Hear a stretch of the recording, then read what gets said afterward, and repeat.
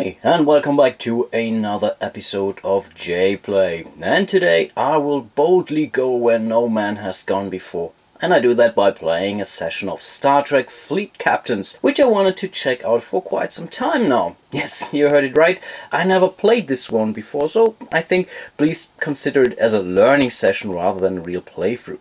As usual, expect a lot of errors and rule misinterpretations in this one. Fleet Captains is a classic team game, and this space game allows you to play as a mighty Klingon or some Federation dude. You can play it 1 versus 1 or 2 versus 2, and to be honest, I don't have any clue what version is better. In this case, I have to play both roles as usual, but please feel invited to jump in and suggest turns for one side or the other. I decided to shorten the game a little bit by only allowing a fleet size of only 8. And this also means that the game will end when one side reaches 8 victory points. Even though you hear the term victory points, this is definitely not a Eurogame. Let's start with a Federation and draw ships until we reach a fleet size of 8. Remember, the standard game will allow for a fleet size of 10, but you're always free to change that. That's definitely been pointed out in the rules. So let's draw our first ship. Come on, we have the USS Enterprise, the old one, that has a size of 2. That's okay. Then we have the USS Yeager, that's a size of 3, so we total the size of 5 already. So let's see what the next ship might be, and this is the USS Excelsior, and with that we reached our fleet size of 8. And now we do the same for the Klingons. So let's see, oh come on, the IKS Bortas with a size of 5. Okay, that could definitely be a problem. Let's see what the next one is. The IKS Corina with a size of 2, so that's already 7 points. I don't know if the Klingons have a ship of size 1, that's size 2, so this will be discarded. This is a size 4, the Kronos 1, awesome. Size of 4. Wow, Marta! That's a size 5.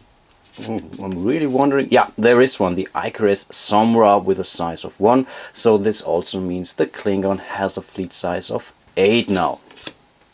And here are the ships for the Klingon fleet. I just recognized that one of my ship miniatures is broken. This was the Bortas.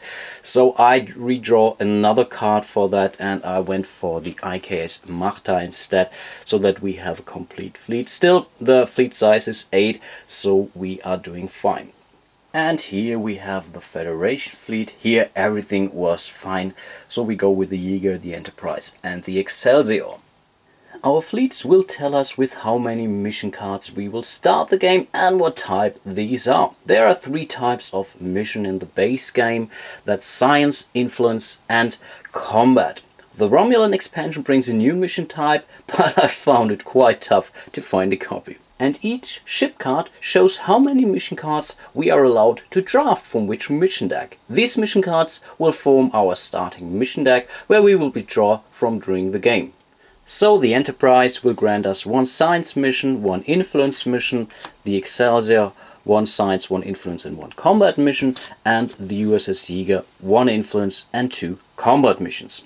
The Klingons start with a hell of science missions. I have to confess it, not really correct in respect to theme, but yeah, we will play it right. So as you can see, they start with 5 science missions and only 1 combat mission and 2 influence missions. Okay, but this will help us a great deal for the Klingons to define the command deck. After we got to know what missions our ship provided, we should be able to form our command deck. There are 10 different command decks in each side in this game, all with a different focus. If we have many combat missions, we should go for more military command decks, of course. Each side will have 4 command decks, and each deck consists of 10 cards. For the Federation side, I decided to go with the Captain Kirk deck, Heavy Security, Strange New Worlds and the Sensor Upgrade deck. And for the Klingons, we go with the House of Moch, the Klingon High Council, Imperial Expansion and the Science of War. Again, I have never played this game before, so I don't know what I'm doing here. These decks might be completely wrong, and I found it really tough to search the Klingon command deck for the science missions. There are definitely not enough, so I'm not sure if the Klingons will be ever able to go through their missions at all.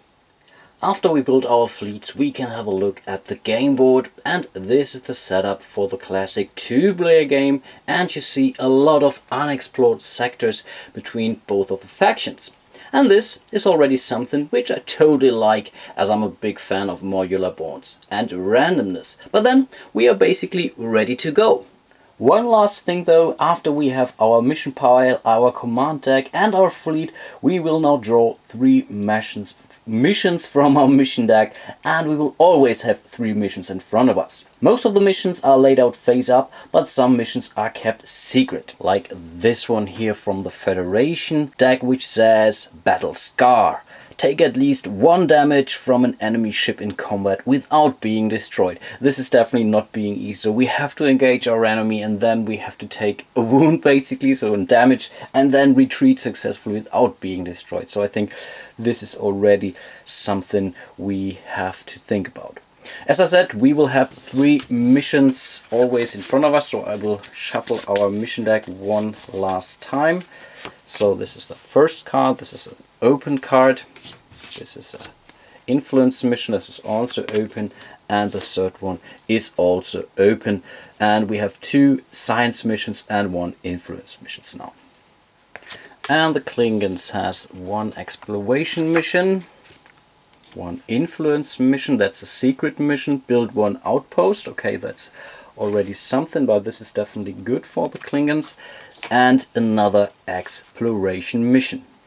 Okay, I think I will start with the USS Jaeger, and I will just do the normal movement to this sector here. This is unknown, so I have to reveal what's below it.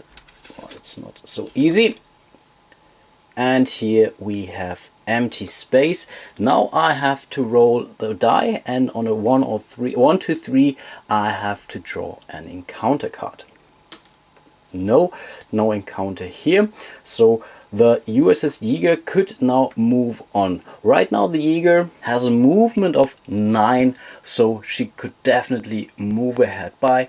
I do have a plan now, and this plan says I want to investigate this anomaly here, and I have to do a level 15 test. None of my ship will be able to do that, of course, if I roll a 5 or a 6, but I'm definitely not gambling here, so I will move the Enterprise into this sector here as well. And now I will do 2 actions because I want to do a combined sensor check here. So I have to spend 2 actions, meaning each of these ships now get an action token.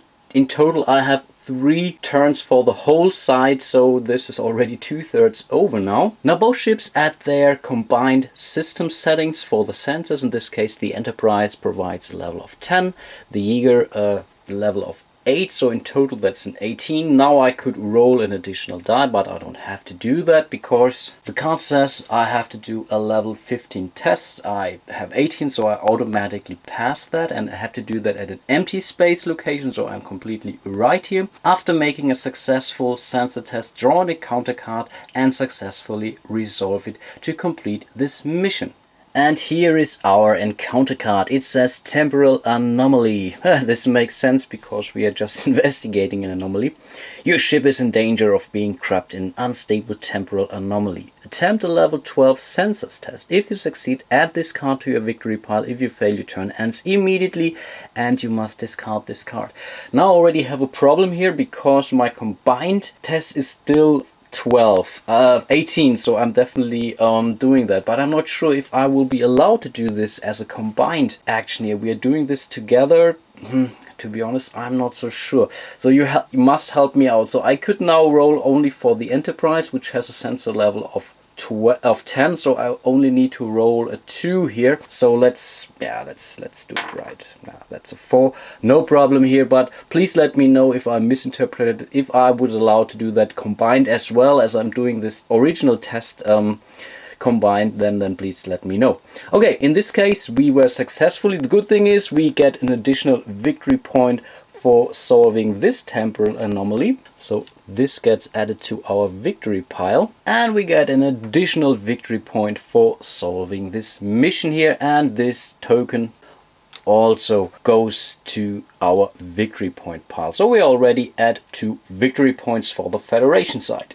The Klingon player could have played a card in order to make the role tougher for the Federation player, but unfortunately he didn't have the appropriate cards. This mission card gets discarded and we will be allowed to draw a new card from our mission deck, and this is an attack run. Inflict at least 1 damage to an enemy ship in combat. This is definitely a mission that might take a while because still both factions are pretty far away from each other. But there is one possibility, so I could discard this mission if I really feel I should not do that, but for now I will keep it and let's see what comes around. Next, I still have 1 action go and I can still move 1 ship, and this would be the Excelsior. The Excelsior will move to this space here, and this is a Class H planet. The good thing is this is habitable, so I can build an outpost in this sector, and installation at this location require 3 additional control tokens to build. So this is definitely tough. Boah, this is really tough. This really takes a lot of turns in order to build an outpost here, for example. Normally I could play an outpost here for 1 control token, now I would need 4 of them. I also have to roll the encounter die, and here on the roll of 1 or 2 I will have to draw an encounter card. So let's see what we have. Yeah, in this case we do have to draw an encounter card. A massive tachyon pulse. A massive tachyon pulse interferes with ship cloaking devices. All cloak tokens within 10 movement points of this locations are revealed. The distance is counted only through explored locations using the normal movement rules. Discard this card. For once, the Klingons are not yet cloaked, so I don't have any benefit from this card, so we can just discard it now. And for its action, I will place a control disc, so I'm doing an influence action here. So the Federation side has now taken the 3 actions. We can now jump over to the Klingon player. Okay, the first thing that the Klingon player will do is play a command card, and he will play a crew card, and this would be a Wach. And Wach is an officer, and he brings 1 sensor when doing sensor checks. And if this ship ends its movement in a location controlled by your opponent, remove 1 control token from that location. That is definitely awesome, so we will have this crewman at the IKS Marta, because the IKS Marta has the highest sensor rating from all the Klingon ships now. Then we will move the Marta to this location here. So again, this is really not good. We have to reveal it, and this just says empty space, so we will move the Marta here. Again, we have to roll our encounter die. That's a 5, so no encounter here. We can now take an action, and I'm really thinking of placing a control disc here. So this now has taken an action, the USS Marta, and then this ship is basically over, so I cannot move again. I could move on because of my engines setting and so on, but I cannot interrupt my movement. So if I'm taking an action with this ship, the movement immediately ends. The Coroner will take a scan action here, so we will scan this sector here. And we will have a look at that, and this is an autostellar nebula, and this says any ship that ends its turn in this location is treated as if cloaked. No power adjustment is made, and even ships without a cloaking devices are affected. If the ship leaves this location in any non-cloak power configuration, the cloaking ends. No power adjustment is made. Okay, this is not really a problem. Then we move the Coroner, who initiated that action, into this space here. Now we can take this scan token and place it on this exploration mission, which says when you remove 1 of your scan tokens from a location by exploring it, place the token on this card. This mission is complete when you have 2 scan tokens here. And this leads to a foreseeable action for the Somra here. So the Somra again will take 1 scan action here to this sector. So let's have a look at that first. And this just is an empty space. Normally, I think I should have mentioned this. This card goes unexplored again on the table. Only the player who does the scan action can look at that. But as I'm playing it alone and as I'm playing to move the Sombra into that space, I can put it back open to this space here. So we have the scan token on top of that. Now the Sombra is taking its movement. Then we have explored it. Again, we have to roll our die. On the 1 and 2 we encounter the sector. That's a 4. Nothing happens here. So again, we can put this scan token on this mission cards here, and it says, i.e. when you scan and explore 2 locations, we have fulfilled this mission. We have the same mission in our deck again, but I think I keep it because it's definitely not that tough. So we have now completed this mission. Therefore, the Klingon player gets a victory point token. Okay, this card gets discarded. We will be allowed to draw a new mission. This is a first contact. Place and retrieve an away team token on a habitable planet that does not contain any installations. You do not need to use the same ship to both place and retrieve the away team.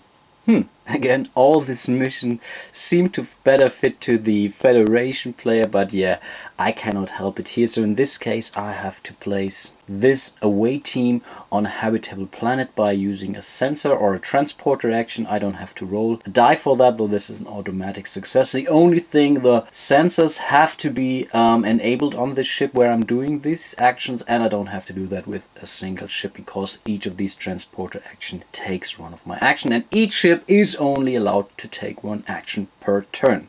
And I forgot to redraw a card when I played this command card here, and this is Kern, another crew member. This is good. So he has a lot of these crew members here, and I could still play them right now. So I'm not limited to playing any in respect how many command cards I'm playing and attaching to my ship. So I'm really thinking of maybe attaching another crew member, but also all these cards also serve, let's say, at least a second purpose here. So for example, this could help me in influence action, this would help me in an encounter. So I think for now I will keep them where they are.